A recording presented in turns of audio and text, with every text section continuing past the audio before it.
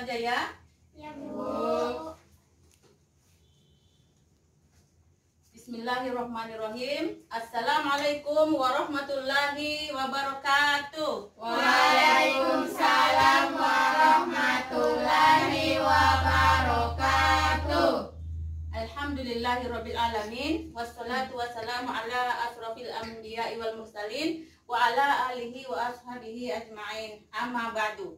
Puji syukur kita panjatkan kehadirat Allah Subhanahu wa taala yang mana pada kesempatan ini kita dapat berkumpul dalam kelas ini dalam keadaan sehat walafiat.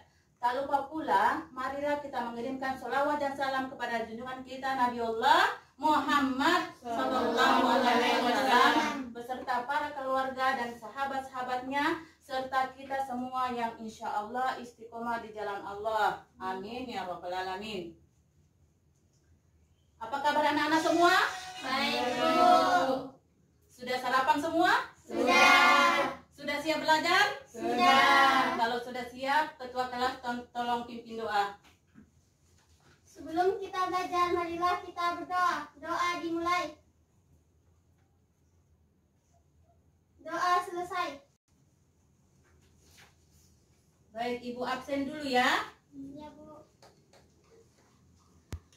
Zahratul Jannah Afnur, Hadir, Bu. Rizky Amalia, Hadir, Bu. Mutia Mutmainah, Hadir, Bu. Nur Aini, Hadir, Bu. Anissa Fauzia, Hadir, Bu. Miftahul Ginaya, Hadir, Bu. Umi Kalsum, Hadir, Bu. Afdaliana Ma'rifah. Sakit, Bu. Sakit apa dia ini? Sakit perut, Bu. Oh, nanti pulang sekolah kalian jenguk ya. Ya, Bu. Nur Hidayah Saputri. Tanpa keterangan, Bu. Oh, begitu. Tidak ada surat juga masuk. Tidak ada, Bu. Oke.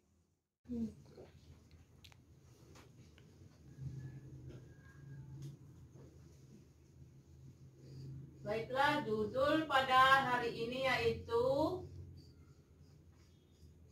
makna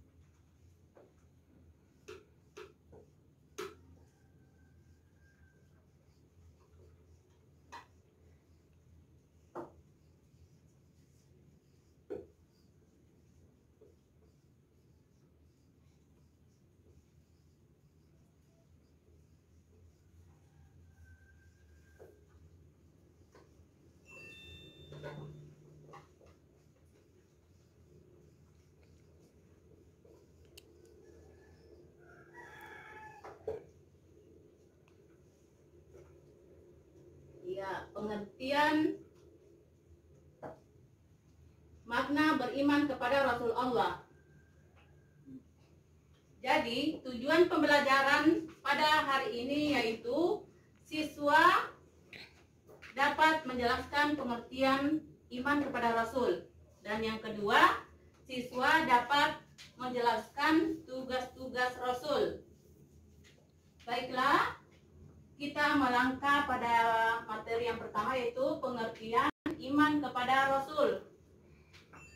Sebelumnya Ibu mau tanya, ada yang tahu apa pengertian iman kepada Rasul? Saya, Bu. Iya, Rizky.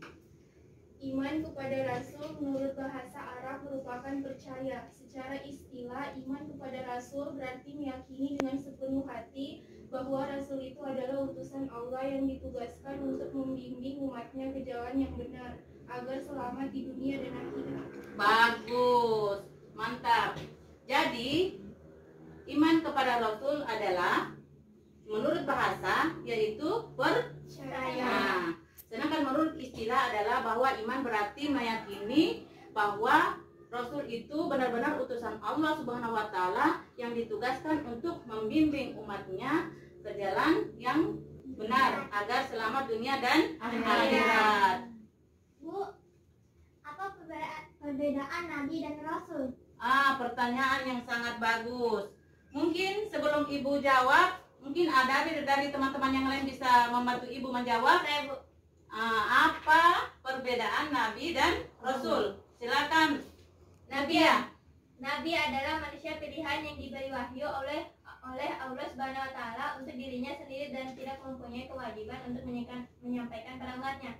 Rasul manusia pilihan Allah Subhanahu wa taala yang diangkat sebagai utusan untuk menyampaikan firman-firman-Nya kepada umat manusia agar dijadikan pedoman hidup. Bagus. Ya, jadi perbedaan nabi dan rasul adalah nabi itu menerima wahyu dari Allah Subhanahu wa taala untuk dirinya sendiri dan tidak wajib disampaikan kepada umatnya. Sedangkan rasul itu dia diberikan wahyu oleh Allah Subhanahu wa taala untuk dirinya sendiri dan untuk umatnya, dan menyampaikan firman-firman-Nya agar dijadikan sebagai pedoman hidup. Apa pedoman hidup kita? Saya, Bu. Ya, Al-Quran dan hadis. bagus. Sudah paham anak-anak? Saya, Bu, mau bertanya, Iya, silakan Anissa. berapa jumlah nabi dan rasul? Pertanyaan yang bagus. Sebelum ibu jawab, ada dari teman-teman yang bisa menjawab bantu ibu? Saya, Bu, Iya, Neni, silakan. nabi 25 dan rasul 10. Iya, itu yang wajib diketahui. Jadi Imam Ahmad meriwayatkan bahwa dari Abi Dzar radhiyallahu anhu bahwa Nabi Muhammad pernah ditanyai bahwa berapakah jumlah nabi dan rasul. Lalu Nabi Muhammad menjawab, jumlah nabi ada 124.000 nabi.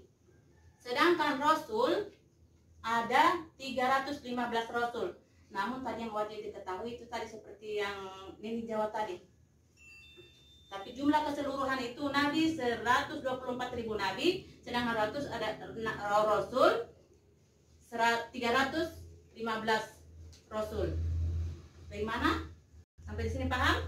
Paham. Baik, kita melangkah pada poin kedua, yaitu tugas-tugas rasul. Ada yang bisa menyebutkan di sini apa itu tugas-tugas rasul? Saya, Bu. Iya, Amalia. Mengajarkan akidah tauhid, yaitu menanamkan keyakinan kepada umat manusia. Iya, siapa lagi yang bisa? Saya, Bu, Iya, Cinta. mengajarkan kepada umat manusia bagaimana cara menyembah atau beribadah kepada Allah Subhanahu wa taala. Ibadah kepada Allah Subhanahu wa taala sudah dicontohkan dengan pasti oleh para rasul. Tidak boleh dibikin-bikin atau direkayasa. Bagus. Ada lagi yang bisa? Saya, Bu. Iya, Rizky. Menjelaskan hukum-hukum dan batasan-batasan bagi umatnya, mana hal-hal yang dilarang dan mana yang harus dikerjakan menurut perintah Allah Subhanahu wa taala. Ya, mantap. Ada lagi yang bisa? Iya. Mutia. Memberikan contoh kepada umatnya bagaimana cara menghiasi diri dengan sifat-sifat yang utama seperti berkata benar, dapat dipercaya, menepati janji, sopan kepada sesama, santun kepada yang lemah, dan sebagainya. Bagus. Jadi, tugas-tugas pokok para rasul Allah Subhanahu wa taala adalah menyampaikan wahyu yang mereka terima dari Allah Subhanahu wa taala kepada umatnya. Nah, tugas ini sangatlah berat. Tidak jarang dari mereka mendapatkan rintangan, tantangan, bahkan penghinaan dari manusia itu sendiri. Nah, karena begitu beratnya tugas yang mereka emban, maka Allah Subhanahu wa taala memberikan keistimewaan yang luar biasa berupa mukjizat. Paham anak-anak? Paham anak-anak? Saya, Bu, mau bertanya, Iya, silakan Gina. apa pengertian dari mukjizat? Iya, pertanyaan yang sangat bagus. Sebelum ibu guru jawab, mungkin ada dari teman-teman yang lain bisa menjawab. Saya, Bu, Iya, silakan. mukjizat adalah suatu keadaan atau kejadian luar biasa yang dimiliki para nabi dan rasulnya atas izin Allah Subhanahu wa taala untuk membuktikan kebenaran kenabian dan kerasulannya, dan sebagai senjata untuk menghadapi musuh musuh yang menantang atau tidak mau menerima ajaran di bawahnya. Bagus. Jadi mukjizat adalah suatu keadaan atau kejadian yang sangat luar biasa yang dimiliki para nabi dan rasul atas izin Allah Subhanahu wa taala untuk membuktikan kebenaran kerasulan dan sebagai senjata untuk menghadapi musuh-musuh yang menentang atau tidak mau menerima ajaran yang di bawahnya. Sampai sini paham? Paham. Nah, kalau begitu sekarang ada kerja kelompok ya. Buat kelompok menjadi 2 kelompok. Sekarang berhitung ya dari sini. 1, 2, 1, 2. Hitung. 1, 2. 1, 2, 1, 2, 1, 2. Iya, jadi yang mendapatkan angka 1 itu bentuk kelompok, 1 kelompoknya menjadi kelompok 1. Dan yang mendapatkan angka 2 bergabung di semua angka 2. Jadi menjadi kelompok 2. Ya, silakan. Silakan tinggal balik saja di belakang. Yang di depan balik di belakang saja. Yang 1 sama-sama 1, 2 sama-sama 2. Balik di belakang. Balik di belakang.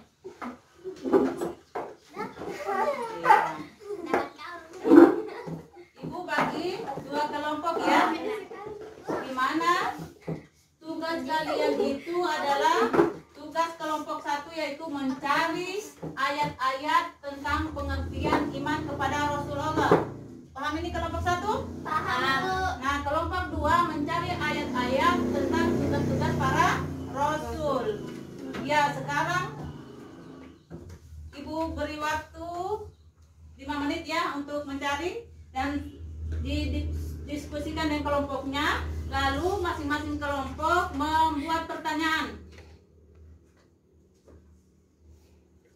Dan setelah itu dari misalnya kelompok 1 bertanya kepada kelompok 2.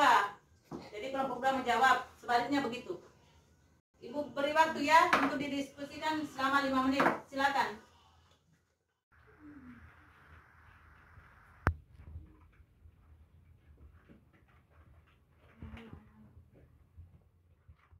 Baik, waktu sudah habis ya. Bagaimana? Sudah siap? Siap, Bu. Ya, kelompok 1 dulu ya. Bu. Kelompok 1 akan membahas ayat-ayat tentang iman kepada Rasul. Kelompok 1 silakan. Assalamualaikum warahmatullahi wabarakatuh. Waalaikumsalam warahmatullahi wabarakatuh. Adapun ayat-ayat tentang iman kepada Rasul yaitu terdapat pada Quran surat An-Nisa ayat 136 yang berbunyi A'udzubillahi minasyaitonirrajim. Bismillahirrahmanirrahim. Ya ayyuhallazina amanu aminu billahi wa rasulihi wal kitabil ladzi nazzala ala rasulihi wal kitabil ladzi anzala min qabl wa may yakfur billahi wa malaikatihi wa kutubihi wa rusulihi wal yaumil akhir faqad dalla dalalan ba'ida, yang artinya, wahai orang-orang yang beriman, tetaplah beriman kepada Allah Subhanahu wa taala dan Rasulnya Muhammad dan kepada kitab Al-Quran yang diturunkan kepada Rasulnya serta kitab yang diturunkan sebelumnya. Barang siapa ingkar kepada Allah Subhanahu wa taala, malaikat-malaikatnya, kitab-kitabnya, rasul-rasulnya, dan hari kemudian, maka sungguh orang itu telah tersesat sangat jauh. Quran surat An-Nisa ayat 136. Selanjutnya akan dibacakan oleh teman saya. Silakan. Dan pada surat Al-An'am ayat 48 yang berbunyi wa ma nursilul mursalina illa mubashshirina wa munzirin wa man amana wa aslaha fala khawfun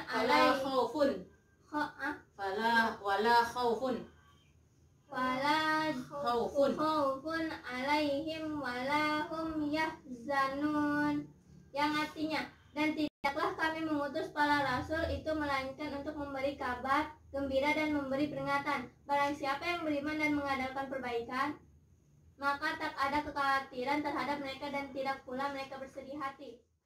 Kelompok 2, saya persilakan. Assalamualaikum warahmatullahi wabarakatuh. Waalaikumsalam warahmatullahi wabarakatuh. Adapun ayat-ayat tentang tugas-tugas Rasul Allah Subhanahu wa Ta'ala yaitu terdapat dalam surat Az-Zariyat ayat 56 yaitu mengajarkan tauhid. A'udzubillahi minasyaitonirrajim. Bismillahirrahmanirrahim. Wa ma khalaqatul jinna wal insa illa liya'budun. Artinya, dan aku tidak menciptakan manusia melainkan supaya mereka menyembah kepadaku. Mempercayai ajaran yang disampaikan para rasul yaitu terdapat pada surat Ar-Rum ayat 30 sampai 31. A'udzubillahi minasyaitonirrajim. Bismillahirrahmanirrahim. Fa'aki wajhaka lid-dini hanifa fitratallahi allati fatoran nasa alaiha la tubdila hilakillah zalikat dinul qayyimu walahinna aksarun nasi la ya'lamun.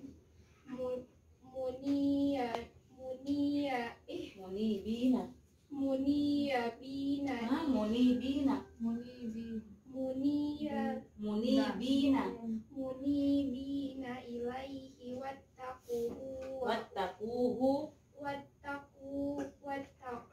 wa aqimus sholata wa la takunu minal musyrikin. Artinya, maka hadapkanlah wajahmu dengan lurus kepada agama Allah, fitrah Allah yang telah menciptakan manusia menurut fitrah itu. Tidak ada perubahan pada fitrah Allah. Itulah agama yang lurus, tetapi kebanyakan manusia tidak mengetahuinya. Dengan kembali bertaubat kepadanya dan bertakwalah kepadanya, serta dirikanlah sholat dan janganlah kamu termaksud orang-orang yang mempersekutukan Allah. Jawab. Kelompok 1 bertanya kepada kelompok 2 dan kelompok 2 bertanya kepada kelompok 1. Bagaimana? Sudah ada pertanyaan yang kalian siapkan? Sudah tahu. Ya, silakan. Kelompok 1 mungkin yang angkat tangan. Siapa yang bertanya? Angkat tangan. Saya, Bu. Iya, silakan bertanya kepada kelompok 2. Coba jelaskan apa yang dimaksud dengan kalimat maka hadapkanlah wajahmu dengan lurus kepada agama Allah yang terdapat pada surat Ar-Rum ayat 30. Ya, kelompok 2 langsung jawab. Saya, Bu. Ya. Baiklah, saya akan menjawab pertanyaan dari kelompok 1. Maksud dari kalimat maka hadapkanlah wajahmu dengan lurus kepada agama Allah yang terdapat pada surat Ar-Rum ayat 30, yaitu hadapkanlah wajah-wajah kalian seraya kembali kepadanya dengan bertaubat dan ikhlas beramal. Laksanakanlah perintah-perintahnya dan jauhi larangannya. Dirikanlah sholat pada waktunya dengan menyempurnakan rukun-rukunnya. Dan janganlah kalian menjadi orang-orang yang menyekutukan Allah dengan Tuhan yang lain. Terima kasih. Iya. Baiklah, demikian jawaban dari kelompok 2. Apakah kelompok 1 bisa diterima? Bisa. Ya. Kalau begitu silakan kelompok 2 bertanya. Siapa yang mau bertanya?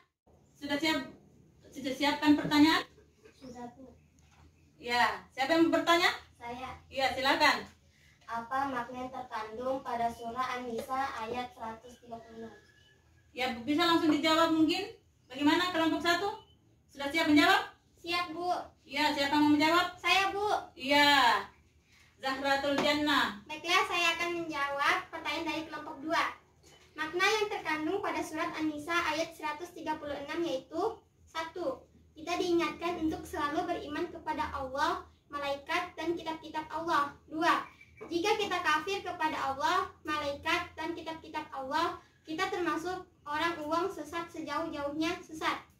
Kafir kepada Allah maksudnya mengingkari kekuasaan Allah. Kafir kepada malaikat Allah maksudnya mengingkari adanya malaikat Allah. Dan kafir kepada kitab-kitab Allah maksudnya mengingkari kebenaran yang disampaikan oleh kitab-kitab Allah. Maka kita termasuk orang-orang yang sesat sejauh-jauhnya sesat. Itulah jawaban dari kami. Bagaimana dengan kelompok 2? Apakah jawaban kami bisa diterima? Bisa. Iya. Baiklah, tugas kelompok kalian sudah selesai. Sekarang kembali ke tempat masing-masing.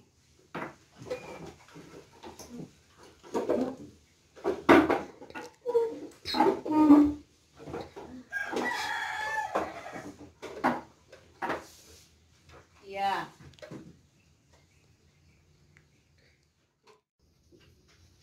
Baik, sekarang Ibu simpulkan ya bahwa iman kepada Rasul berarti meyakini bahwa Rasul itu benar-benar utusan Allah Subhanahu wa taala yang ditugaskan untuk membimbing umatnya ke jalan yang benar agar selamat dunia dan akhirat.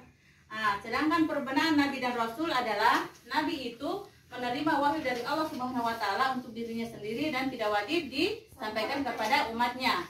Sedangkan Rasul adalah dia menerima wahyu dari Allah Subhanahu wa taala untuk dirinya sendiri dan wajib disampaikan kepada umatnya, yaitu menyampaikan firman-firmannya yang dijadikan sebagai pedoman hidup, yaitu apa pedoman hidup kita? Al-Qur'an dan hadis. Ya. Imam Ahmad meriwayatkan bahwa hadis dari Abi Dzar radhiyallahu anhu bahwa Rasulullah Shallallahu alaihi wasallam pernah ditanyai, berapakah jumlah nabi dan rasul? Beliau menjawab bahwa jumlah nabi dan rasul itu sebanyak 124.000 nabi dan rasul sebanyak 315 rasul. Dan nabi yang mendapatkan gelar ulul azmi ada 5, yaitu Nabi Nuh alaihissalam, Nabi Ibrahim alaihissalam, Nabi Musa alaihissalam, Nabi Isa alaihissalam, dan Nabi Muhammad sallallahu alaihi wasallam. Nah, mengimani Rasul-Rasul Allah Subhanahu wa taala merupakan kewajiban yang hakiki bagi seorang muslim. Karena merupakan bagian dari rukun iman yang tidak dapat ditinggalkan. Sebagai perwujudan iman tersebut, maka kita wajib menerima ajaran yang dibawa oleh Rasul-Rasul tersebut.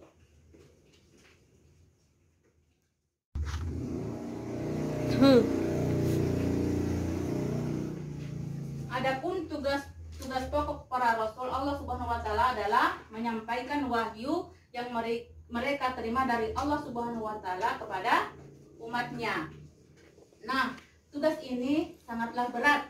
Tidak jarang dari mereka mendapatkan tantangan, penghinaan, bahkan siksaan dari umat manusia. Karena begitu beratnya tugas mereka, maka Allah Subhanahu wa taala memberikan keistimewaan yang luar biasa, yang itu berupa mukjizat.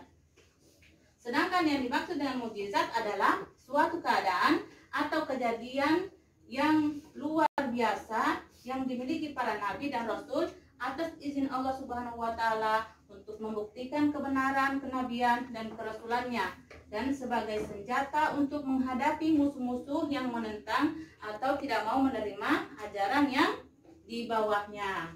Sampai di sini paham anak-anak? Paham.